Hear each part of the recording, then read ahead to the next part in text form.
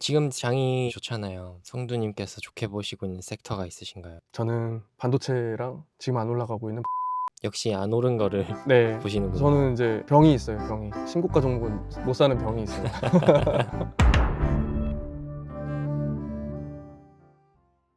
안녕하세요, 인베스터레이더님. 저희가 다름이 아니고 이제 유튜버로 본격 데뷔를 하신다고 하셔가지고 한번 찾아와 봤는데 그동안 어떻게 지내셨나요? 네, 안녕하세요. 인베스트레드입니다. 좀 많은 일이 있었는데 작년 처음에 영상이 나오고 나서 제가 주식을 하고 있다는 것을 이제 회사에서 알았어요. 그래서 그러고 나서 좋은 이미지는 아니었겠죠. 그렇게 좀 안 좋게 이미지가 좀 바뀌고 제 발로 이제 한 2달 안에 좀 나오고 나서 새로운 직장으로 어쨌든 이직을 했는데 거기서 이제 1년 있다가 최근에 이제 회사가 좀 어려워져서 거의 모든 직원에 대해서 공고사직을 좀 권해가지고 사실 고민 정말 많이 했어요. 왜냐면 다른 회사로 이직할 수도 있고 한데 제가 좋아하는 거를 사람들한테 알리는 것도 의미 있는 일이라고 생각을 해서 개인 유튜브를 만들었고 실제 주식을 하려고 하다 보면 이제 하우 어떻게가 가장 문제거든요. 뭐 기업 분석 다들 얘기하고 차트를 얘기하는데 그럼 기업 분석은 어떻게 하는지 직장인들 시간 별로 없잖아요. 그래서 그런 것들을 좀 풀어드릴 수 있는 도움이 될 수 있는 그런 것들을 좀 하고자 유튜브를 최근에 영상을 좀 몇 개 올리면서 지내고 있습니다. 알겠습니다. 저희 이제 저번에 서울 오셔가지고 트레이더분들 모여서 같이 촬영한 뒤로 꽤 시간이 흘렀는데 그 뒤로의 투자는 좀 어땠는지 말씀해 주세요.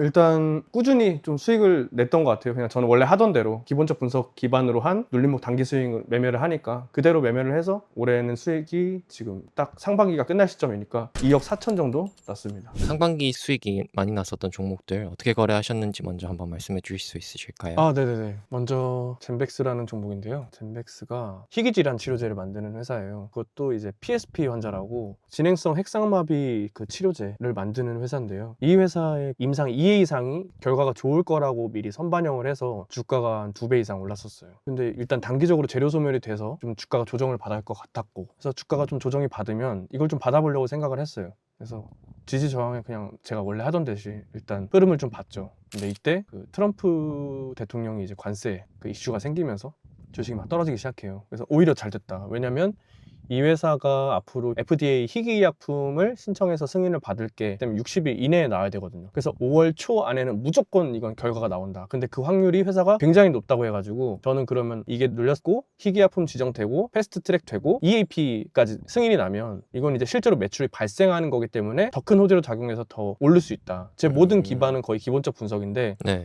그때 시총이 1조 2천억, 1천억 이랬단 말이에요. 지금 네. 이렇게 올라 있지만. 근데 제가 EAP를 계산을 했는데 회사가 말한 게 환자 한 명당 약 2천만 원 정도 예상을 했고 그거를 이제 시판 전에 5천 명한테 하는 게 그들의 이제 목표였어요. 그래서 2천만 원 곱하기 5천 명 해서 매출 1천억 그리고 보수적으로 영업이익이 한 60에서 70 정도 찍힌다 하더라고요. 그래서 600억 정도 보수적으로 잡고 그리고 바이오는 멀티플이 좀 세게 받잖아요. 그러니까 젠백스가 600억이라고 가정했을 때 멀티플 50배 줬을 때 시총 3조까지는 밸류에이션이 가능하다. 그래서 그런 관점에서 눌림에서 매수를 하려고 했던 거죠. 그래서 이렇게 내려오는 과정에서 평단을 조절하는 과정이에요. 이거 보면서 뭔가 그냥 데이트레이더 아니세요? 이렇게 할 수도 있는데 제가 예를 들어서 여기서 샀다 쳐요. 제가 알았을 때. 그럼 이 구간을 어떻게 버티냐고요. 왜냐면 4만 원 근처에서 봤는데 제가 지금 29,000원이면 30%가 넘게 떨어진 거거든요. 근데 이 구간을 그냥 이 회사는 잘 갈 거야. 그냥 버티는 거는 쉽지 않아요. 그것도 비중을 늘리면서 버티는 건. 그래서 저는 이런 구간에서 비중 줄였다 늘렸다 해주면서 이거 보시면 셀이 다 위에 있잖아요. 제가 저항해서 팔았다는 그런 거거든요. 그래서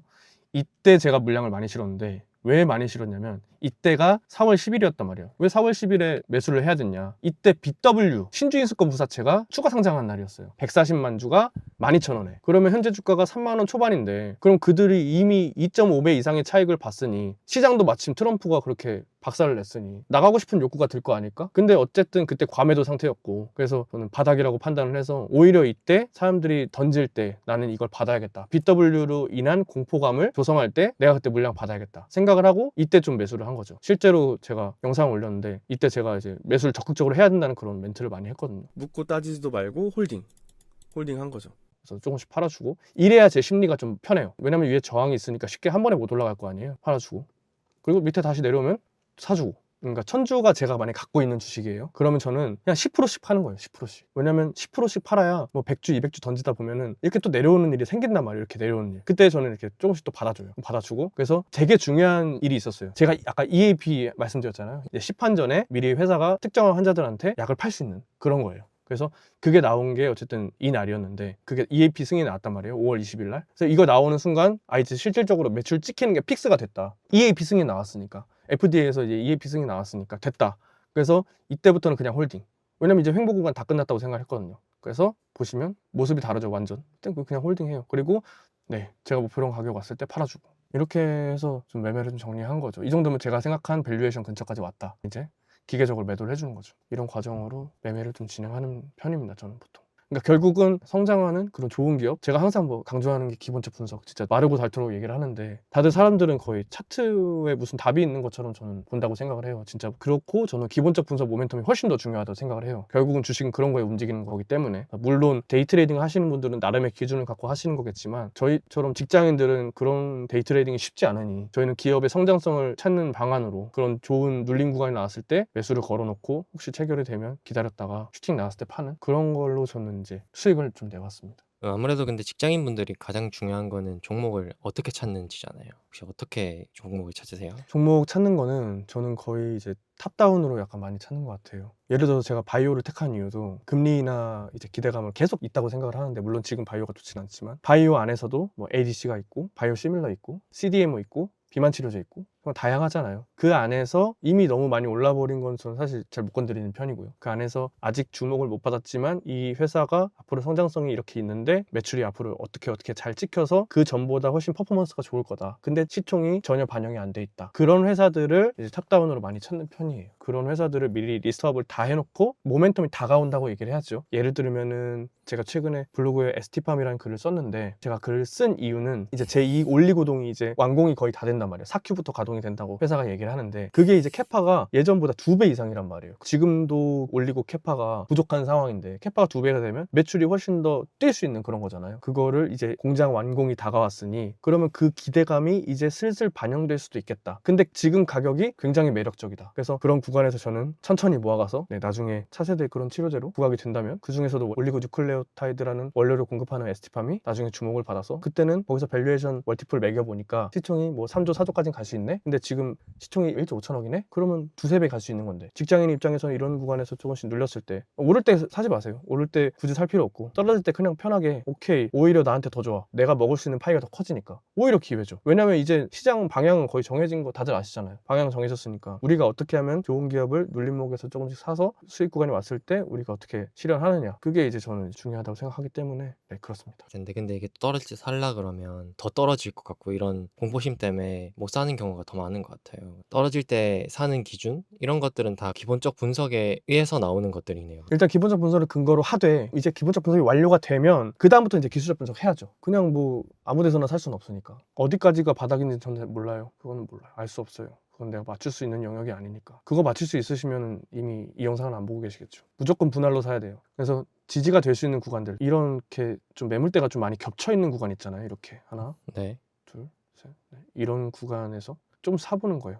내려오면 지금 시장이 많이 올라 있으니까 어느 정도 조정받을 거 생각하고 물량을 살 계획을 하는 거죠. 이런 거는 좀 길게 봐야 되는 거기 때문에 저 같은 경우는 10분할, 20분할 이렇게 나눠 사요. 그러다 보면 여기서 살 수도 있고 여기서 살 수도 있고 여기서 살 수도 있고 여기서 살 수도 있고 밑에서 살 수도 있죠. 그러다가 결국 좀 맞춰져요. 평균 단가가. 그렇게 막 비싸게 사는 것도 아니고 그렇게 싸게 사는 것도 아니에요. 어쨌든 그 기간을 버티는 거죠, 같이. 근데 한 번에 사버리면 이거 언제 올라? 떨어지네. 어떡하지? 손절해야 되나? 그냥 가격 때문에 갑자기 흔들리는 거예요. 이건 잘못됐죠. 왜냐면 그건 매수를 잘못한 거예요. 그래서 충분한 시계열을 갖고 이 종목 같은 경우는 한 6개월 정도 봐야 된다. 올해 연말까지 내가 주가를 한 뭐 12만 원, 14만 원 보고 있는데 그러면 부각되는 시점이 정확히 저는 어딘지는 모르지만 내가 이 구간에 사면은 적어도 그렇게 후회는 안 할 것 같다. 여기서 더 떨어지면 오히려 땡큐지. 이렇게 생각을 하는 거죠. 항상 70 이상을 저는 매수를 안 하려고 해요. 왜냐면 내가 남겨놔야 제 마음이 편해요. 그래서 혹시나 이성의 끈을 놓을 수 있는 수준의 하락이 떨어져도 근데 나는 그런 거 다 믿고 있고 당장 시장이 안 좋아서 떨어지는 거라면 저는 이런 데서 받을 수 있는 그 30을 남겨놓는 거죠. 매수를 그렇게 하는 편입니다. 혹시 그러면 손절의 기준이 따로 있으신가요? 정말 변수가 너무 많아서 제가 예전에 손절 라인을 막 정해두고 했었단 말이에요. 근데 제가 진짜 억울한 경우가 있었어가지고 그 전저점을 깨고 내려갔다가 그대로 전고점 다 말아 올린 경우를 몇 번을 봐서 그것도 사실 어떻게 보면은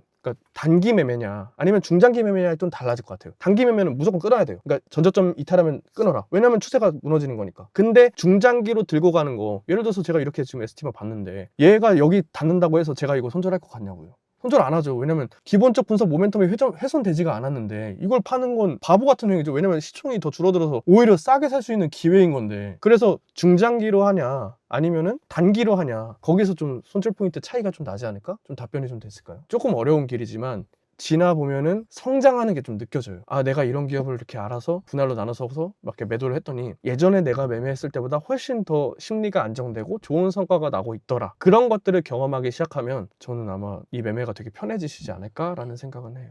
그러면 저희가 또 그냥 지나갈 수 없는데 상반기 수익을 한번 보여주실 수 아, 있으실까요? 그럼요. 보여드릴게요. 또 이제 또 믿음으로는 되지 않는 생각이니까요. 그렇죠. 이 시장은 또 보여주시는 쇼앤프루브 하지 않으면 믿지 않으시기 때문에 네. 또 한번 보여드려야 됩니다, 저희가. 네, 저의 상반기 수익은 2억 3,860만 원입니다. 뭐 이게 캡처는 아닙니다. 캡처는 아니에요. 네, 뭐 손실 날 때도 있고 한데 나름대로 그래도 잘 버티면서 해왔습니다. 꾸준하게. 와, 그리고 처음에 영상 나올 때 이거 가짜다 이 사람, 그 키움증권 그때 제가 켰는데 네. 여기에 이제 그 VIP가 없다는 거예요. VIP가 없으니까 이 사람 가짜다. 죄송하지만 저는 미래셋을 쓰기 때문에 이걸로 인증을 대신하겠습니다. 다이아몬드로 대신하겠습니다. 지금 장이 되게 좋잖아요. 네네. 성두님께서 좋게 보시고 있는 섹터가 있으신가요? 저는 반도체랑 지금 안 올라가고 있는 바이오. 역시 안 오른 거를 네. 보시는군요. 저는 이제 병이 있어요, 병이. 신고가 종목은 못 사는 병이 있어요.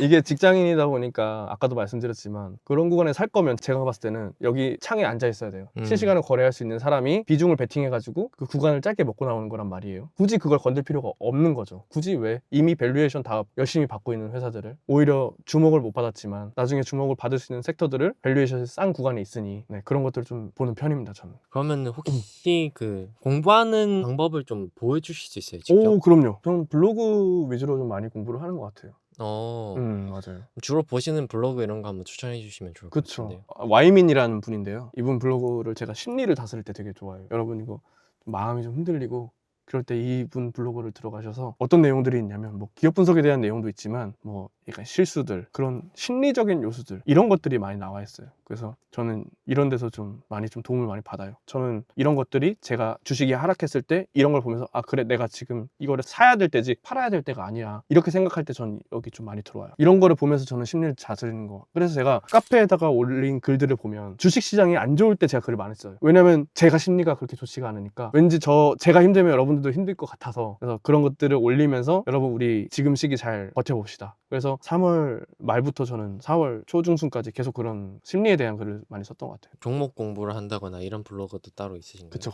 블로그로만 하시는 건 아니죠? 아니죠. 리포트도 많이 보죠. 리포트 정말 많이 보죠. 네이버 증권에서 리서치 들어가면 리포트 다 있단 말이에요. 산업 분석 리포트, 종목 분석 리포트. 그리고 대학생분들이 정말 투자 수준이 높잖아요. 성균관대도 제가 진짜 좋아하는데 웬만한 증권사 리포트보다 더 낫다고 봐요. 이런 것들 여기 보면은 퀄리티가 진짜 좋아요. 사실 여기 안에서만 일단 종목을 골라도 좀 확률이 좀 높다고 말씀드릴 수 있을 것 같아요. 모르시는 분도 계실 것 같아서 얘기 드리면 좋을 것 같아요.